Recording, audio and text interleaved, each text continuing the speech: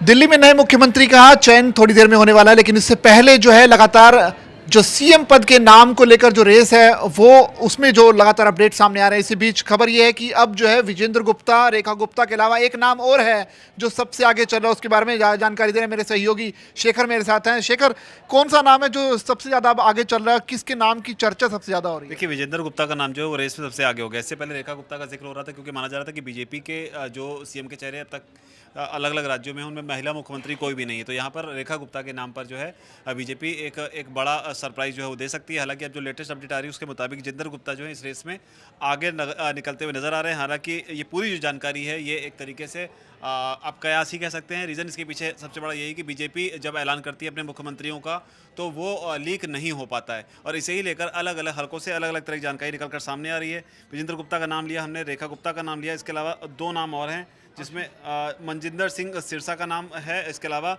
तरविंदर सिंह मारवा का नाम है। तो ये चार नाम जो है इसमें निकलकर सामने आ रहे हैं। हालांकि जो दो नाम है मनजिंदर सिंह सिरसा और तरविंदर सिंह, इनके पीछे की वजह ये बताई जा रही है कि 2027 में पंजाब में चुनाव होने और हो सकता है कि दिल्ली में सिख चेहरे को उतार कर बतौर मुख्यमंत्री पंजाब इलेक्शन को साधने की कोशिश की जाए। तो अलग अलग तरीके से ये अलग अलग इक्वेशन सेट करने की कोशिश की जा रही है।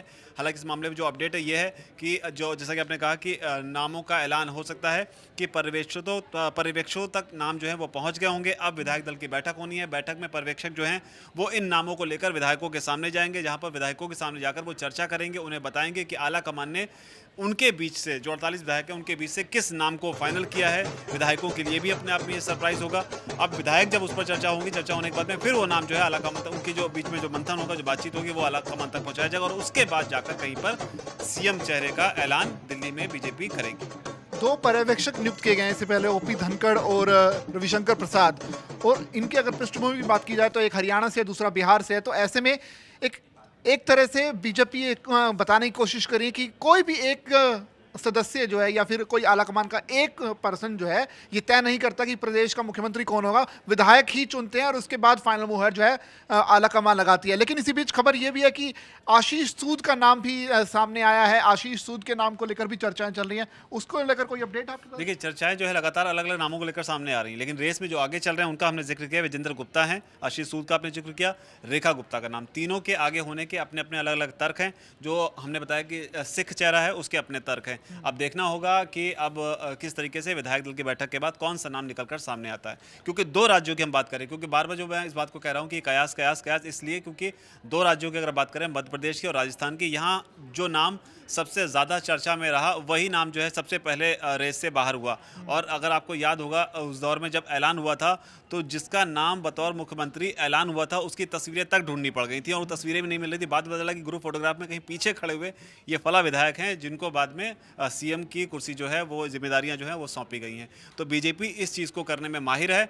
दिल्ली में ऐसा करेगी कि नहीं करेगी ये फिलहाल कहना जो है अब सस्पेंस है, रोमांचक भी है। देखना होगा आधे घंटे में या एक घंटे में क्या नतीजा सामने आता है। महाराष्ट्र की तर्ज पर लोग ये भी बोल रहे हैं कि प्रवेश वर्मा का नाम भी काफी चर्चा में है, लेकिन अब देखना पड़ेगा कि प्रवेश वर्मा को लेकर आलाकमान किस तरह से सोच रखता है और ऐसा कौन सा सरप्राइज नाम निकाल कर आता है जो शायद मीडिया में कहीं भी ना हो और अचानक से सीएम फेस उन्हें बना दिया जाए। प्रवेश वर्मा की अपनी एक तरह की छवि है, अगर आप गौर करेंगे, और एक ज़माने में उन्होंने कुछ बयान ऐसे दिए थे जिसको आलाकमान ने पसंद नहीं किया था। जब उनकी जब उनके लोकसभा का जब टिकट दिया गया था तब उनका नाम को काट दिया गया था। उसमें दो नाम थे, एक प्रवेश वर्मा का था, एक रमेश बिधूड़ी का था। उनके नाम कटने को तब उनके बयानों से जोड़कर देखा गया, माना गया कि इस तरह के बयानों से आलाकमान जो है वो बचना चाहता है और शायद इसलिए अब यहाँ पर दिल्ली में, हालांकि जब बीजेपी की जीत हुई तब प्रवेश वर्मा को काफ़ी बधाइयाँ भी मिली और आलाकमान की तरफ से भी उनकी सराहना की गई। अब उसका गिफ्ट उन्हें मिलेगा या नहीं मिलेगा, अब थोड़ी देर की बात और है।